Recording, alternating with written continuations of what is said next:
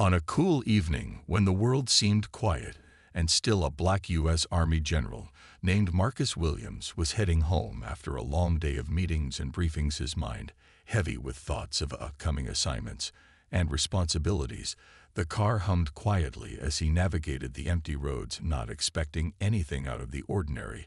As the streetlights flickered overhead, his thoughts were interrupted by the sudden flash of blue and red lights from behind the vehicle in the rearview mirror. For a moment he wondered if it was just another routine stop for a broken taillight or something similar, but as he slowed and pulled over to the side of the road, his instincts told him something felt off. It wasn't the usual calm demeanor of most officers he had encountered in his life. As he shifted the car into park, he saw the officer approach with a confident stride, his face obscured by the brim of his cap. The officer's hand rested on his belt. As he walked up to the window without a word, the officer knocked on the glass, the knock sharp and deliberate, almost commanding, with an air of authority that felt more intimidating than professional. The general rolled down the window and waited for the officer to speak. Still unsure of what was happening, the officer leaned in with a stern gaze, and before Marcus could say anything, the officer began to speak with a tone that bordered on hostile. The officer asked why he was driving through the area, as if the general had no right to be there. He asked if Marcus knew the area was known for criminal activity, and why a man of his stature was out this late. It didn't take long for Marcus to realize the officer wasn't just making a routine stop, but something more was at play. There was a shift in the officer's voice that Marcus couldn't ignore, something that seemed to carry a personal bias behind it, as if the officer didn't believe Marcus belonged behind the wheel of a vehicle in this neighborhood. Something in his gut told him this was no ordinary traffic stop, but a moment that would shape the night, and perhaps much more. The officer then asked for his license and registration in a tone that suggested this wasn't just about a simple stop anymore. Marcus complied without protest, knowing the importance of keeping the situation calm. But he couldn't shake the feeling that his military rank, his black skin, and his very presence in this neighborhood were under scrutiny in ways that went beyond the surface level. As he handed over his documents, the officer didn't even look at them. For more than a second his eyes locked onto Marcus, as though searching for something deeper, as though his very being was suspect. Marcus tried to stay composed, maintaining the calm demeanor he had learned in his years of service. But inside he felt the tension building. The officer began to ask questions unrelated to the traffic stop, things about his job, his rank, his life, as if it was an interrogation, not a routine stop. Every question came with an edge, every word dripped with judgment. The officer seemed more interested in questioning his identity than his driving ability. Marcus could feel the moment slipping away from routine and into something far more unsettling. The officer's words were cutting, and each phrase seemed designed to challenge him, to test the very core of who he was as a man and an officer. Marcus could feel the knot tightening in his stomach, but he kept his voice steady and calm, asking what the issue was and why the officer was being so hostile. But the officer's expression only hardened as his questions became sharper and more personal. It was clear that something was brewing, something that didn't belong on the streets of any city, much less in a situation like this. It was becoming undeniable. This wasn't a traffic stop anymore. This was something much darker and much more dangerous than either of them could have anticipated. As Marcus sat there in his car trying to keep his composure, the officer took a step back and began circling the vehicle, his eyes scanning it as though searching for something to justify the unease that had settled between them. Marcus couldn't help but feel the weight of every moment that passed. The officer's movements were deliberate, slow, and unnerving, as if he was inspecting a criminal and not a decorated general. The officer returned to the window, still not offering an explanation for his behavior, and without warning he asked Marcus to step out of the car. Marcus hesitated for a moment, confused by the sudden demand. There had been no clear reason for this escalation, no visible signs that would justify taking things to this level. He had always been taught to stay calm in situations like this, but there was something in the officer's voice that made him feel as though every decision he made would be scrutinized in a way that was deeply unfair. Marcus took a deep breath and opened the door. As he stepped out of the car, the officer's eyes never left him, his gaze now colder and more calculating than ever. The officer stood taller, now towering over Marcus. As he began to speak again, his words dripping with an accusation that didn't make sense. Marcus could feel his pulse quicken as the officer questioned his presence in the area again, and his identity now more aggressive than before. It became clear to Marcus that the officer wasn't interested in answers. He was searching for a reason to escalate things, to prove that a black man in uniform could never be trusted or respected. The officer's tone became increasingly condescending as he demanded to know why a man of Marcus's stature would be out this late in this part of town. The words hit Marcus harder than expected. The officer was implying that someone of his rank shouldn't belong there. The question lingered in the air, heavy and filled with unspoken meaning. Marcus' hands clenched into fists at his sides, but he kept them still, forcing himself not to react. It took everything inside him not to show the anger building in his chest. The officer stepped closer now, nearly nose to nose with Marcus. The words that came next were a shock to Marcus's system. They weren't just questions, they were personal attacks. The officer began making assumptions about Marcus's life, as if he knew him better than anyone, as if he could define who Marcus was based on the color of his skin and the uniform he wore. It was as if he was trying to provoke him, trying to goad him into a reaction. And Marcus knew that if he gave in, if he allowed himself to lose control, it would only make matters worse. The officer's hostility grew with every passing second, as he accused Marcus of being someone who didn't belong in the area, someone who was trying to hide behind the facade of his military status. Marcus could feel his breath becoming shallow as the officer's words cut deeper than anything physical ever could. It was clear that the officer was not just asking questions, he was making judgments about Marcus's very existence, about what kind of man he was, and what he deserved to experience. And in that moment, Marcus realized that it wasn't just the officer's actions that were dangerous, but the system that allowed such thinking to fester and grow. The officer took another step closer, as though trying to intimidate him further, but Marcus refused to back down. His gaze never wavered, even as the officer's aggression became more pronounced. The officer barked another demand, this time to see his identification again. Marcus complied, but his mind was racing. This wasn't just a traffic stop anymore. It was something much bigger. It was about race power and the underlying tension that existed in every corner of society. Marcus had dealt with injustice before, but never in this way, never with such raw hatred in the officer's eyes. As the officer began to question his identity once more, Marcus found himself facing a question that went beyond the moment. Why was this happening? Why had it escalated this far? Was it the uniform or the skin he wore that made him a target? Was there any way to calm this situation? Or was it already too late? The officer's words became more pointed, each one a dart aimed directly at Marcus's sense of self and dignity. He could feel the anger simmering just beneath the surface, but he knew if he gave in to it, the situation would spiral out of control. He was well aware of the consequences of reacting too harshly.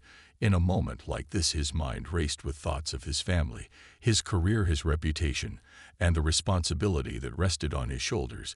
But the officer didn't seem to care about any of that. He was determined to push Marcus to the edge, testing how far he could go before the general would snap. The officer demanded that Marcus show his military ID, and the request was more of an accusation than a simple question. The officer's eyes narrowed, as if trying to catch Marcus in a lie. Even though there was no reason for doubt in the general's identity, Marcus slowly reached into his pocket and handed over his ID. He kept his movements steady, but the officer snatched it from his hand. With more force than necessary, his fingers curled around the plastic, as though it was a weapon. He stared at the card for a long moment, as if expecting the very identification to reveal something he could use against Marcus. The officer's eyes flickered up and down, as though he was trying to find fault with something, anything that would justify his actions. Marcus could see the tension in the officer's posture. His whole body stiffened with suspicion. The officer began muttering under his breath, making rude comments about Marcus' position in life, and questioning how someone like him could have earned such a rank. His words were filled with disdain, as though Marcus's very success was an affront to everything. The officer believed the general's patience was wearing thin with every insult that came his way, but he continued to hold himself together. Despite the growing storm inside him, he understood all too well the kind of person this officer was. He had met others like him before in his life. those who thought power was something they could wield with impunity against anyone they deemed inferior. But Marcus refused to play into that narrative. The officer's questions became more absurd. The man seemed to take pleasure in probing deeper into Marcus' past, as though trying to uncover a flaw, something that would let him justify the violence he clearly wanted to bring into this moment. But Marcus wasn't about to give him that satisfaction when the officer's hand moved to his belt, as though preparing for something. Marcus's heart skipped a beat. He could sense the impending danger, but he didn't know how far the officer would go, how far the officer was willing to push before violence would erupt. His instincts screamed at him to step back to avoid escalating things further, but he stood his ground, his eyes locked onto the officer's, his mind steady in the face of what could have been a life-threatening situation. The officer began to raise his voice, accusing Marcus of being arrogant and defiant, as though it was some kind of crime to stand firm in his belief of what was right. But there was no turning back now. It was clear that the officer wasn't going to stop until he had a reason to take more drastic action. The general's military training kicked in. His posture became more rigid as he prepared for whatever was coming next. The officer was close now, inches away, his breath hot on Marcus's face, and the tension was unbearable. For a split second, it felt like the entire world had stopped. The two men locked in a standoff, neither willing to back down. The officer's hand gripped the baton on his belt. But just as quickly, Marcus knew he had to make a choice. He couldn't let the situation continue down this path. He had to remain in control and try to de-escalate it before things took a darker turn. He took a deep breath, and in that moment his voice was calm but firm. He asked the officer again what the issue was. Why had the situation escalated to this point, and what exactly had he done wrong? But the officer didn't answer with reason. Instead, his hand shot out with shocking speed, and before Marcus could react, he was struck with force. The blow landed hard on his shoulder, throwing him off balance. Marcus shoved himself forward with all the strength he could muster, his body screaming in protest as he broke free from the officer's grip. In that fleeting moment, he felt the weight lift just enough to make a move, his legs unsteady beneath him. But he didn't waste time. The officer's surprise was brief, but enough for Marcus to regain his footing. His breath ragged, he straightened up and faced the officer with what little composure he had left. The officer stood frozen for a moment, still grasping the baton in his hand, as though unsure whether to strike again or not. But the tension between them was palpable. The officer's face flushed with anger, the muscles in his jaw tight as he stared at Marcus with a look that could kill. But Marcus wasn't backing down. He met the officer's gaze, unwavering, his hand pressed against the side of his car to steady himself, his mind racing to find a way out of this nightmare. He couldn't afford to make another mistake, one wrong move, and this could turn far worse than it already had. But the officer was beginning to raise the baton, once more, his eyes narrowing with malice. The crowd across the street was growing larger now, their phones trained on the scene, the flashing lights from their cameras illuminating the darkness like a spotlight on a stage. The entire world seemed to be watching them, and Marcus knew there was no turning back now. The officer shouted something, but the words didn't make sense. It was just a blur of noise to Marcus as the world around him slowed to a crawl. His body was still tense, every muscle primed for the next move, his heart thundering in his chest. He couldn't let the officer regain control, not again. The officer took a step forward, his baton swinging through the air as he aimed it directly at Marcus. But in the split second it took for the baton to move, Marcus ducked to the side, his body moving with an agility born of years of training. He managed to evade the strike just narrowly. The baton missed by inches, and in that moment he knew he couldn't let this continue. He had to end it right now before the officer took it any further. Marcus's mind was focused, but his body was on high alert, every instinct screaming to protect himself. He quickly stepped back and called out in a firm voice, demanding that the officer stop. But the officer didn't listen anymore. His anger had completely overtaken his reasoning, and he advanced once more. Marcus raised his hands in a defensive gesture, but the officer was beyond reason now, his anger clouding any semblance of control that he might have had. Marcus knew the situation was becoming more dangerous by the second, and without warning the officer lunged at him again, this time attempting to force Marcus to the ground. But in the chaos of the struggle, a voice called out from the crowd, the sound sharp and demanding. Someone shouted for the officer to stop. Another voice joined in, and then another. The crowd's collective voice grew louder and louder, until the officer hesitated for a brief moment, distracted by the chorus of demands for him to cease his assault. It was that hesitation that gave Marcus the opening he needed. He seized the opportunity, and with a quick motion stepped out of the officer's path. Just as he tried to grab him again, this time the officer stumbled forward, losing his balance for just a moment. And that was all Marcus needed in that precious moment. Marcus gathered himself and shouted once more, telling the officer to stand down. But the officer's rage had built so high that it seemed nothing could calm him down. His grip on the baton was tight, his fists clenched, but the crowd around them was no longer silent. People were now standing their ground, shouting for justice, demanding that the officer stop. They were no longer just witnesses. They were part of something much bigger, part of a movement that had long been waiting for its moment to rise. The officer paused again, his eyes flickering toward the growing number of witnesses around them. And in that brief moment of uncertainty, Marcus could feel a glimmer of hope flicker inside him. He wasn't alone anymore. Marcus shoved himself forward with all the strength he could muster, his body screaming in protest as he broke free from the officer's grip. In that fleeting moment, he felt the weight lift just enough to make a move, his legs unsteady beneath him. But he didn't waste time. The officer's surprise was brief, but enough for Marcus to regain his footing. His breath ragged, he straightened up and faced the officer with what little composure he had left. The officer stood frozen for a moment, still grasping the baton in his hand, as though unsure whether to strike again or not. But the tension between them was palpable. The officer's face flushed with anger, the muscles in his jaw tight, as he stared at Marcus with a look that could kill. But Marcus wasn't backing down. He met the officer's gaze, unwavering, his hand pressed against the side of his car to steady himself, his mind racing to find a way out of this nightmare. He couldn't afford to make another mistake, one wrong move, and this could turn far worse than it already had. But the officer was beginning to raise the baton, once more, his eyes narrowing with malice. The crowd across the street was growing larger now, their phones trained on the scene, the flashing lights from their cameras illuminating the darkness like a spotlight on a stage. The entire world seemed to be watching them, and Marcus knew there was no turning back now. The officer shouted something, but the words didn't make sense. It was just a blur of noise to Marcus as the world around him slowed to a crawl. His body was still tense, every muscle primed for the next move, his heart thundering in his chest. He couldn't let the officer regain control, not again. The officer took a step forward, his baton swinging through the air as he aimed it directly at Marcus. But in the split second it took for the baton to move, Marcus ducked to the side, his body moving with an agility born of years of training.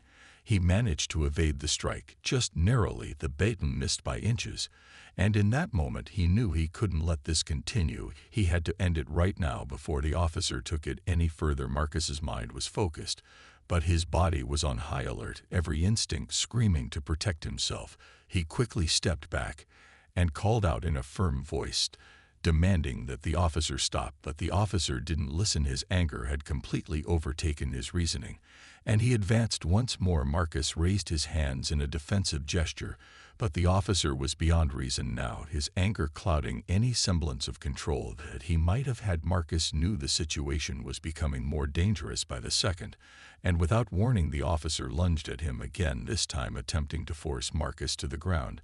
But in the chaos of the struggle, a voice called out from the crowd, the sound sharp and demanding. Someone shouted for the officer to stop. Another voice joined in, and then another. The crowd's collective voice grew louder and louder, until the officer hesitated for a brief moment, distracted by the chorus of demands for him to cease his assault. It was that hesitation that gave Marcus the opening he needed. He seized the opportunity, and with a quick motion stepped out of the officer's path. Just as he tried to grab him again, this time the officer stumbled forward, losing his balance for just a moment. And that was all Marcus needed in that precious moment. Marcus gathered himself and shouted once more, telling the officer to stand down. But the officer's rage had built so high that it seemed nothing could calm him down. His grip on the baton was tight, his fists clenched, but the crowd around them was no longer silent. People were now standing their ground, shouting for justice, demanding that the officer stop, but the officer seemed to be in his own world, blinded by rage, not hearing the voices of those who witnessed the assault. But Marcus could feel the weight of their support in the air, the realization that this wasn't just about him anymore, it was about all the wrongs that had been done by men like this officer, and the system that allowed it. The officer's rage was palpable, his face contorted in fury. But now Marcus had something he didn't have before. He had the crowd behind him, and it was that support that began to shift the power dynamic. The officer paused again, his eyes flickering toward the growing number of witnesses around them. And in that brief moment of uncertainty, Marcus could feel a glimmer of hope flicker inside him. He wasn't alone anymore. The officer stood there for a moment, his gaze shifting from Marcus to the crowd of onlookers, their phones trained on him, like 1,000 eyes scrutinizing his every move. The officer's anger was still palpable, but now there was hesitation. A crack in the facade of control that he had been clinging to. His breathing was heavy, his chest rising and falling rapidly, as though he could barely contain the rage inside him. Marcus stood tall despite the pain, his body still throbbing from the earlier assault, his mind racing as he carefully weighed his next move. He knew he couldn't let the officer get back in control, but he also knew that he had to keep his cool. The situation could devolve again at any moment, and he needed to stay sharp. The crowd's energy was shifting from anger to fear. They were all witnessing an injustice unfold before them, and the power of that moment wasn't lost on anyone. Marcus could feel the eyes of the world on him, the weight of their collective gaze pressing down on the officer. But the officer wasn't ready to back down yet. He tightened his grip on his baton and took a step forward, as if trying to intimidate Marcus. But this time the officer's movements were slower, more deliberate, as though he was unsure of what to do next. Marcus's heart pounded in his chest, but his mind stayed focused. He could feel the presence of the crowd behind him, their voices growing louder with every passing second, demanding that the officer stop. Their collective voices, a reminder that what was happening wasn't just about him anymore, but about something much bigger. It was about the fight for justice, the fight against a system that had too long allowed this kind of behavior to go unchecked. The officer hesitated once more, his eyes darting between Marcus and the crowd, the baton still gripped tightly in his hand. But it was no longer just a weapon in his grip. It had become a symbol of everything. He represented everything that had led to this moment. It was as though the officer was now aware that every action he took would be judged, not just by the people standing there, but by the entire world. The tension was thick in the air. No one knew what would happen next. But Marcus knew one thing for certain: the officer was losing control. His once firm stance was now shaky, his confidence beginning to unravel before the eyes of everyone who had gathered to witness the unfolding chaos. In that moment, Marcus realized that this was bigger than him. It wasn't just about what was happening on that street corner. It was about the systemic issues that had led to so many like him being treated with distrust and disdain, and the officer's role in perpetuating that injustice. The crowd's anger had transformed into something more powerful than just outrage. It had become a demand for accountability, for change, and for the officer to answer for his actions. Marcus took a slow step back as he continued to watch the officer's every move. He didn't want to make any sudden moves that could escalate the situation, but his body was ready for whatever might come next. The officer was no longer acting like the confident enforcer of the law he had been earlier. Instead, he looked unsure of himself, almost like a man on the brink of realizing that his power had limitations. Marcus stood his ground, eyes locked onto the officer, knowing that he couldn't let this moment slip away. But as the officer's stance wavered, something shifted in the crowd. One person stepped forward, another joined, and soon the entire group was shouting louder, demanding justice, demanding that the officer stop. They were no longer just witnesses. They were part of something much bigger, part of a movement that had long been waiting for its moment to rise. The officer's grip on the baton loosened ever so slightly, but just enough for Marcus to see that the battle for control was finally shifting. The officer's face was flushed with frustration, but now it was mixed with uncertainty and fear. The moment had finally arrived. The power was no longer his to wield. The crowd had taken back some of the control, and Marcus knew that this shift was not just in the crowd, but in the officer as well. The officer was no longer the one holding the baton of power. Now the tables had turned and Marcus wasn't backing down. The officer stood there, his baton trembling slightly in his hand. As the voices of the crowd grew louder, the realization that the situation was spiraling beyond his control was written all over his face. He looked from Marcus to the crowd, his mind clearly racing as he tried to make sense of what was happening around him. The once intimidating figure of authority was now unsure, standing alone in the face of growing defiance. Marcus could feel the weight of the moment pressing in on him, the adrenaline still coursing through his veins. But now, with a sharp clarity, he could hear every word being shouted from the crowd. People demanding the officer step back, people demanding that justice be served. He had never imagined a moment like this would unfold so intensely, but he understood the stakes now. This was bigger than a simple altercation. It was a turning point. It was the embodiment of everything that had been wrong for so long. The officer took a hesitant step back, his eyes darting to the crowd, and then back to Marcus. It was clear he was trying to regain his composure, but his body language betrayed him. He wasn't in control anymore. Marcus knew that in this moment, the officer was feeling the weight of every bad decision he had made, everything that had led him to this point of recklessness and violence. He could sense the officer's fear, and it was an odd comfort. Marcus had felt fear many times before throughout his military career, but it had never been the kind of fear that came from the uncertainty of power. The officer's eyes narrowed with a flash of defiance, but there was no more authority in them, no more the cold certainty of a man who thought he could do whatever he wanted. Marcus saw the cracks in the officer's armor, and he stood tall. For the first time in the encounter, he felt some semblance of strength return to him. He knew that his presence was now amplified not just by his uniform, but by the collective support of those who had witnessed the assault. They weren't silent anymore. They were fighting for him in their own way. They were demanding his safety, and that was a power that Marcus could feel surging through him. The officer looked like he was trying to figure out his next move, but it was clear he was running out of options. His grip on the baton loosened even further. His stance wavered, and for a split second Marcus saw a flash of doubt flicker across the officer's face. The crowd was closing in now, their voices no longer filled with fear, but with force, each word carrying a demand for accountability. Marcus could feel the crowd's energy like a tidal wave, and in that moment he knew he couldn't let this officer walk away unchallenged. It was time for this moment to shift. The officer began to shuffle back, as if trying to put distance between himself and Marcus. But every step he took was met with louder calls from the crowd. The pressure on him was mounting, and Marcus could feel the turning tide. The officer's back was now against his own car, as if he had nowhere to go, nowhere to hide from the consequences of his actions. The officer looked desperate, eyes darting for some escape, but the truth was undeniable. He was trapped, and the crowd had him cornered in a way that no baton could fight against. There was no longer a clear line between the officer's authority and the people's demand for justice. They had become one and the same. The officer's movements were jerky now. His body language screamed defeat, but Marcus didn't back down. He kept his stance firm, his eyes locked on the officer, his mind still sharp as the voices of the crowd swelled around him, demanding action, demanding that the officer be held accountable. Marcus could feel the shift in the atmosphere.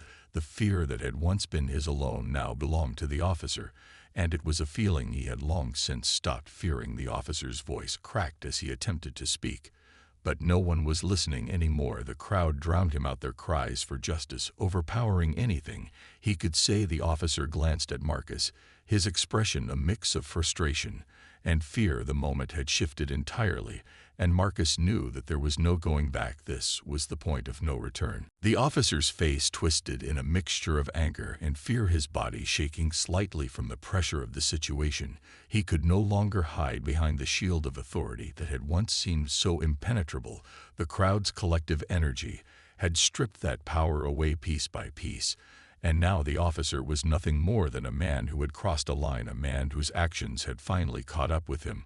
Marcus could feel the shift in the air as the crowd closed in tighter, their voices unwavering in their demand for justice.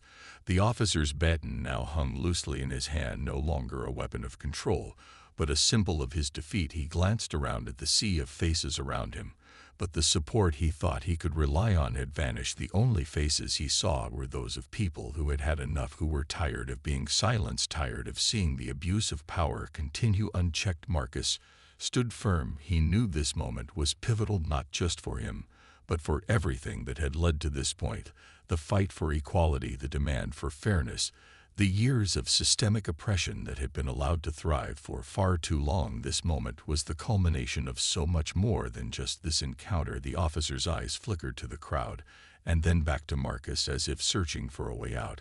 But there was no escape this time. Marcus could see the desperation in his eyes, and for a brief moment he felt a pang of something he couldn't quite name: pity perhaps, or maybe just the realization that this officer had become a product of the very system that had failed him. And so many others. The officer spoke, but his words were broken, barely audible over the growing shouts from the crowd. He was trying to make excuses, trying to justify his actions, but it was too late. The truth had already been exposed, and the crowd wasn't willing to listen anymore. They had seen enough, they had heard enough, that they wanted accountability. Marcus could hear the words being shouted at the officer loud and clear. They weren't just demands for justice. They were a call for change, for a future where this kind of abuse of power could no longer be tolerated. Marcus knew this was a turning point, not just for him, but for the entire movement. This wasn't just a single battle won, it was a victory for all those who had fought for change over the years, and all those who had been silenced by the weight of injustice. The officer seemed to shrink before the crowd, his shoulders slumping as the realization of his situation sank in. The baton in his hand, now a symbol of his failure rather than his strength. Marcus took a slow step forward, his voice calm but unwavering. As he addressed the officer for the first time since the altercation began, he demanded that the officer step back and remove himself from the situation, that his actions had been wrong, and he would be held accountable. Marcus's words were firm, but they carried the weight of everything he had experienced up until that moment. He was speaking not just for himself, but for everyone who had ever been subjected to the kind of treatment that had just unfolded before them. The officer stood there silently for a moment, and for the first time he looked like a man who understood the gravity of what he had done. He didn't speak, he didn't try to defend himself, he simply dropped his baton to the ground, his face a mask of defeat. As he turned and began to retreat from the scene, Marcus watched as the officer walked away, his every step a reminder that the power he had once wielded was no longer his to hold. But as the officer disappeared into the distance, Marcus felt a strange calm wash over him. It wasn't victory in the traditional sense. There was no cheering or celebration, just a deep understanding that something important had shifted, something had changed. In that moment, the crowd slowly began to disperse, the tension easing as they realized the officer had been forced to leave. But the message had been sent loud and clear: the fight wasn't over, but this was a pivotal moment in the ongoing struggle for justice and equality.